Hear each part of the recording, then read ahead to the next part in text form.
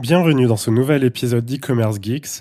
On revient d'un long week-end à Bucarest entre entrepreneurs. Il y avait Antoine BM, Jean Rivière, Antoine Pétavin. Et on a beaucoup discuté de vente en ligne, de marketing et d'acquisition. Et surtout de comment atteindre ses rêves et vivre de ses passions. Alors dans cet épisode, on voudrait partager avec vous une des idées qui revient souvent et qui est à mon avis la clé pour réussir.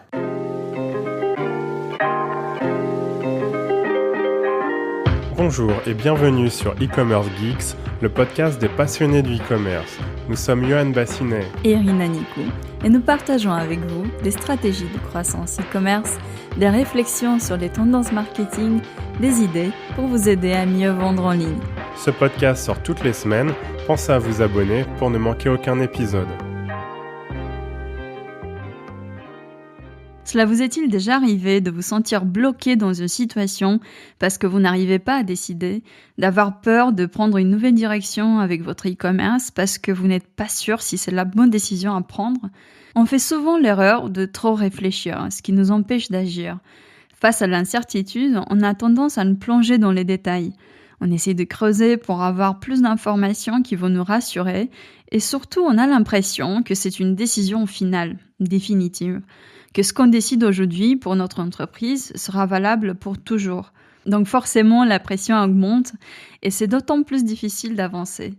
Dans nos vies aussi, on imagine que nous serons demain la même personne que nous sommes aujourd'hui.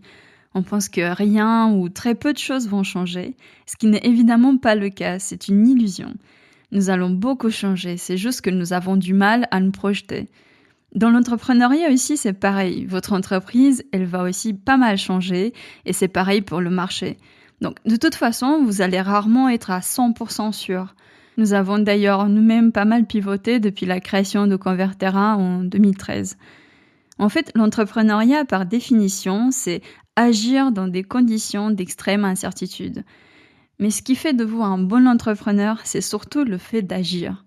Alors, ce qui nous motive en général à agir, c'est le retour sur investissement d'un nouveau produit, une nouvelle fonctionnalité. Mais qu'en est-il du coût de l'inaction? Eh oui, l'inaction, ça peut vous coûter très cher. Disons que vos ventes en ligne stagnent, vous vous dites « il faut bien que je fasse quelque chose ». Alors, même si vous ne savez pas exactement quoi faire, une chose est claire, si vous ne prenez pas une décision rapidement, vous allez perdre de l'argent. Et plus vous repoussez la décision, plus vous allez perdre de l'argent. Donc, ce qu'il faut faire, c'est vraiment d'agir rapidement et de tester, plutôt que de rester bloqué. Donc, agissez, passez à l'action, même si vous n'êtes pas complètement sûr du résultat que vous allez obtenir.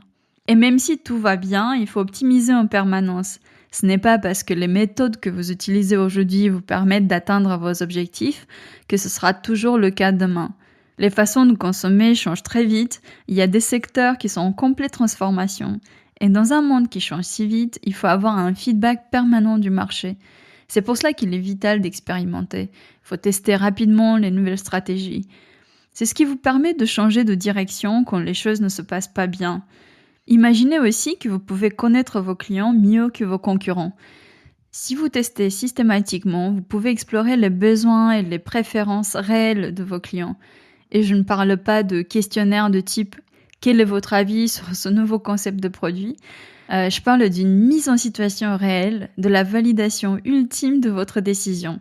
Ça veut dire l'achat. Le fait que votre client sort sa carte bancaire et achète sur le site, c'est la meilleure preuve que vous allez dans la bonne direction. Je connais pas mal d'entrepreneurs qui ont créé des questionnaires pour le lancement de nouvelles offres. Alors, toutes les personnes qui avaient répondu au questionnaire avaient dit qu'elles étaient intéressées, alors que finalement, personne n'a acheté. En gros, il faut apprendre à connaître son client en testant en conditions réelles et moins se fier à ce qu'il dit. C'est d'ailleurs ce qui a fait Nick Swinmurn, le fondateur de Zappos. Zappos est aujourd'hui un des plus gros sites de vente en ligne de chaussures aux États-Unis. Mais en 1999, quand il a lancé son projet, personne ne croyait que les gens allaient acheter des chaussures en ligne. Alors Nick avait trouvé des statistiques qui montraient que 5% des chaussures vendues aux États-Unis à l'époque étaient vendues par catalogue papier. Et son hypothèse, c'était qu'avec le développement de l'e-commerce, ce marché allait exploser dans les années à venir. Sauf qu'à chaque fois qu'il présentait son plan, les investisseurs doutaient que quelqu'un pourrait vraiment acheter des chaussures sans les essayer. Alors il a décidé de tester son hypothèse. Il a fait un site banalement appelé à l'époque Shoe Site, donc site de chaussures. Ensuite, il a démarché des magasins physiques et il leur a demandé s'ils pouvaient prendre en photo leurs produits. Alors la promesse était qu'il les mettait en ligne et s'il y avait des ventes, ils reviendraient acheter leurs produits au prix qui était affiché dans le magasin. Et ça a marché, il a commencé à faire des ventes, bon, pas beaucoup au début, il gagnait pas vraiment beaucoup d'argent, mais l'affaire était en croissance. Et c'est ce qui lui a permis de tester le marché et de prouver à ses premiers investisseurs que le modèle de business était fiable. Le site était vraiment un test. Il a pu voir si les internautes achèteraient vraiment des chaussures sans les essayer avant de se créer un stock ou de louer des entrepôts, ce qui lui aurait coûté très cher. Ça a aussi permis à Zappos de tester le paiement, la gestion des retours et de mieux comprendre les besoins réels de ses clients. Ce n'est qu'en passant à l'action et en testant qu'on a des réponses claires. Souvent, on s'invente des excuses pour ne pas agir.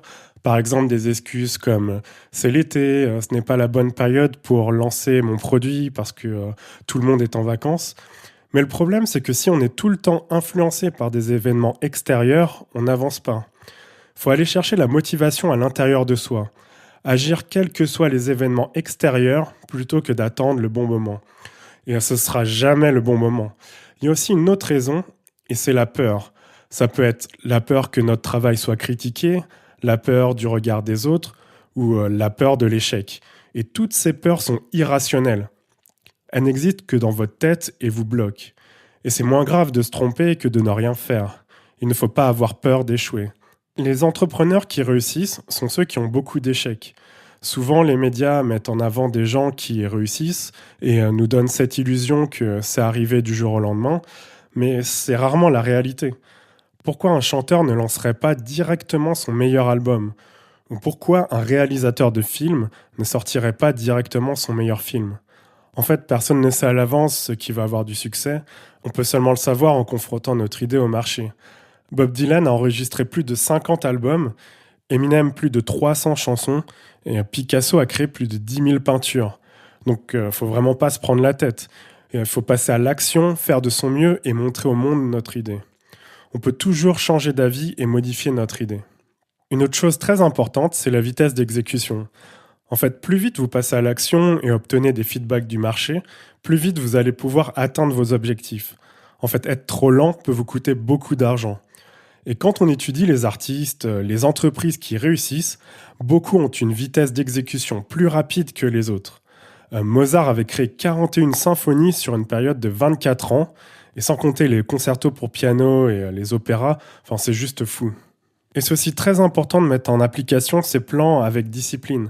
Enfin, c'est la clé de la réussite. Et c'est ce qui a permis à l'équipe britannique d'aviron de gagner la médaille d'or au JO de Sydney en 2000. En fait, pendant plusieurs décennies, ils ont eu des galères avec de mauvais résultats. Et à chaque compétition, ils arrivaient 6e, 7e, 8e. En fait, ils n'arrivaient pas à gagner des courses. À un tel point qu'à un moment donné, ils avaient été mis au rang des équipes peu sérieuses qui participent à toutes les compétitions, mais qui ne gagnaient jamais. Et pendant toutes les années 90, ils ont eu en fait ce type de résultat. Et finalement, après avoir obtenu la 7e place dans une régate à Cologne en 98, ils en ont eu marre. Ils ont réalisé que s'ils voulaient obtenir des résultats, quelque chose devrait être changé. Il faudrait travailler différemment, sur les bons objectifs. Donc ils se sont posé la question, qu'est-ce qu'il nous faudrait pour gagner les courses? Et ils ont donc commencé à tester et retester toutes les décisions et méthodes de travail en se posant la question, est-ce que ça va rendre le bateau plus rapide? En fait, ils ne gardaient que les méthodes qui apportaient des résultats. Et en 99, les choses ont commencé à changer. Ils ont eu la 2e place dans plusieurs courses, et l'année suivante, ils ont été plusieurs fois premiers, et ils ont même reçu la médaille d'or au JO de Sydney. Et c'est vraiment en étant concentrés sur cet objectif de rendre le bateau plus rapide qu'ils ont pu atteindre leur vision et leur rêve d'être les meilleurs en aviron. S'ils n'avaient pas eu la discipline, le focus et la volonté de tester une par une toutes les choses qui fonctionnent et qui ne fonctionnent pas, ils n'auraient pas réussi. Et la seule façon de réussir, c'est d'expérimenter. En fait, personne ne réussit du premier coup. Donc n'ayez pas peur de vous tromper. Et je dirais que c'est pareil dans la vie de tous les jours. C'est vraiment un mindset qui est tourné vers l'apprentissage. Vous êtes sûrement toujours en quête d'amélioration. Vous voulez chaque jour devenir une meilleure version de vous-même. Et comme dans votre entreprise, pour avancer, il faut essayer plusieurs choses et voir si cela fonctionne pour vous. Par exemple, la méditation, l'avez-vous déjà essayé? Et si vous faites du sport, lequel fonctionne le mieux pour vous et vous donne plus de plaisir?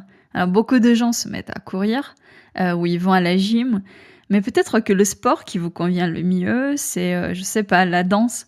Vous ne pouvez pas le savoir avant d'essayer. Pareil quand il s'agit d'optimiser son emploi de temps, sa routine du matin ou sa façon de travailler, il y a tellement d'options.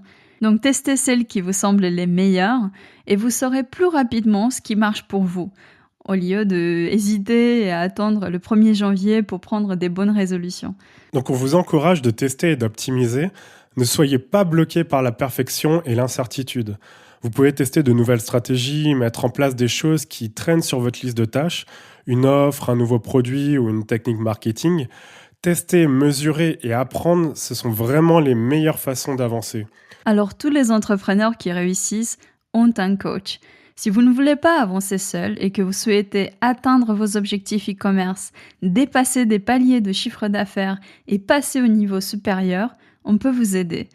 Beaucoup d'e-commerçants nous ont demandé si on pouvait s'appeler régulièrement pour les conseiller et c'est la raison pour laquelle nous avons créé un programme de coaching sur 3 mois, e-commerce growth. Nous avons conçu ce programme d'accompagnement pour pouvoir vous aider à obtenir de meilleurs résultats plus vite. Ne perdez plus de temps avec des tactiques marketing qui ne fonctionnent pas. Nous vous aidons à mettre en place un plan d'action efficace. De plus, vous n'avez pas un, mais 2 coachs avec 10 ans d'expérience dans l'e-commerce pour vous aider à trouver des solutions et vous faire avancer. Alors vu que ça demande beaucoup de temps, nous prenons très peu de personnes. Ça nous permet aussi de suivre de près l'avancement de chacun, d'aller dans les détails et d'avoir de meilleurs résultats. Pour voir s'il reste encore des places, vous pouvez aller sur convertera.fr/coaching. Donc convertera.fr/coaching. On vous a aussi mis le lien dans la description de cet épisode. Sur ce, nous vous donnons rendez-vous la semaine prochaine. Merci d'avoir passé ce moment avec nous. À très vite.